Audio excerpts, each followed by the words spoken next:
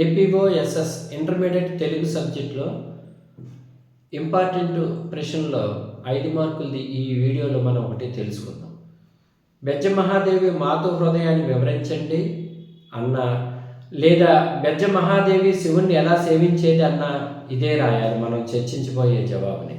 బెజ్జ మహాదేవి తానే తల్లిగా భావించి శివుణ్ణి కొడుకుగా చేసుకొని లింగ రూపంలో ఉన్న శివుని కాళ్ళపై పడుకోబెట్టుకుని తలంటేది, ముక్కు చెవులు ఒత్తి నొటి భాగాన్ని ఒత్తేది, రొమ్ము కడుపు నొక్కేది, వీపు నిమిరేది, పిల్లవాడు పెరగాలని కాళ్ళు చేతులు సాగేటట్లు లాగేది, నడుగు పిండితో గట్టిగా నడుగు పెట్టేది, దోశలతో నీళ్లు వీపుపై పోసి చరిచేది, బాలుడు భయపడకుండా వీపు చరిచేది, దోశలతో తలపై నీళ్లు పోసి నోట్లో నీళ్లు వెళ్ళకుండా పొట్టను అదివేది, నోటికి అడ్డంగా చేయి పెట్టేది, నోట్లోకి నీళ్లు వెళ్ళకుండా, శరీరానికి పసుపు రాసి చక్కగా స్నానం చేయించి కళ్ళల్లో చెవుల్లో నీళ్లు వెళ్లకుండా గట్టిగా ఊదేది, అక్కడక్కడ నీటి బొట్టు వేళ్లతో తుడిచి వేళ్లను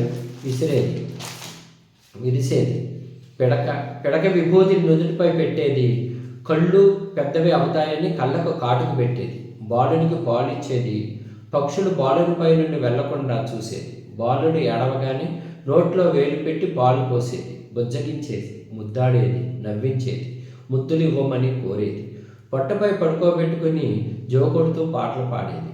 కొడుకుని ఈ విధంగా సేవించినందుకు శివుడు చలించి బెజ్జ మహాదేవిని మెచ్చుకోవడం జరిగింది.